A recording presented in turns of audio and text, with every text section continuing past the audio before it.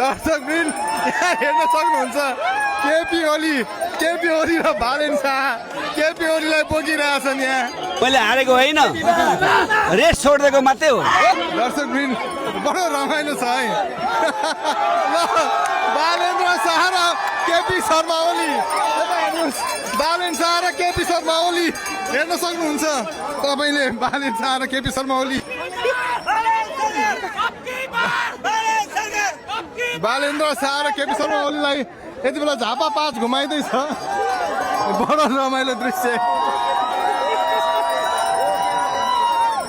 दर्शकवृन्द झापामा यति बेला उत्साह छ, यो उत्साहकै नमुना हो। यति बेला बालेन शाह जस्तो देखिने एकजना युवा र केपी शर्मा ओली जस्तो देखिने एकजना बुबालाई चाहिँ बोकेर यसरी सडक घुमाइँदैछ, झापा घुमाइँदैछ। हामी बालेनको पहिलेदेखि नै फ्यान हो, चुनावमा उठ्नुभन्दा अगाडिदेखि नै हामी बालेनको फ्यान हो होइन। उहाँको गीतहरू सबै सुन्थेँ।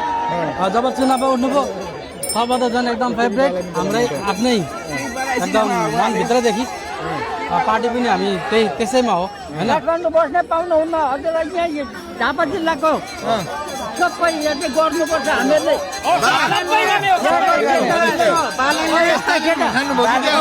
त्यो ओलीलाई चाहिँ यहाँ टेक्न दिनु हुँदैन। बालेन भन्नु भयो। बालेन भएर मेरो छोरो भने मैले होइन, यो ठिकै उठियो।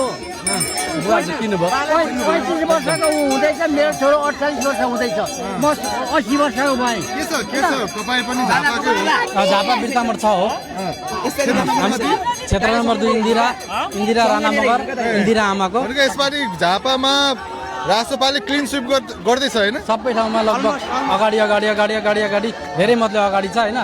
लगभग यो माहौल कसरी बन्यो झापामा? त्यति धेरै चाहिँ थाहा भएन होइन। तर म फ्यान भएँ अनि अरू पनि फ्यान थिए। पहिले नै चुनावमा उठ्नुभन्दा अगाडि नै फ्यान थिए नि त उहाँको धेरै। चुनावमा उठ्नुभयो, तीमाथि रवि लाइन छाने हाम्रो सर, त्यसदेखि पछाडि त झन् अहिले त अब हामी नसक्नु छ होइन। झापा त 1 2 3 4 5 पुरै घन्टीमय भइसकेको छ। अब बालेन बनेर हिँड्दाखेरि त यस्तो छ, बालेन शाहको क्रेज कस्तो होला त होइन? अब त्यो त भन्नै पर्दैन। हामीले पनि भेटेकै छैनौँ बालेन सरलाई, अलिकति थोरै भेटेको थियौँ चन्द्रगढीमा अस्ति एकचोटि। त्यसरी हातले छुन खोजेको त्यो पनि पाइएन। एक दिन अवश्य भेटेला होइन। त्यो चाहिँ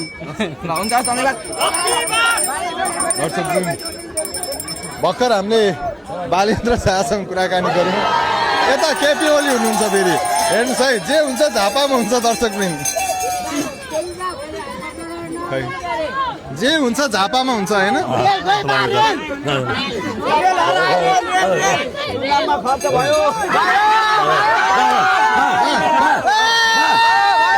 अनि तपाईँ त ठ्याक्कै अब केपी ओली जस्तो देखिनु हुँदो रहेछ। हार्नुभयो होइन झापामा? मैले हारेको होइन, रेस छोडिदिएको मात्रै हो।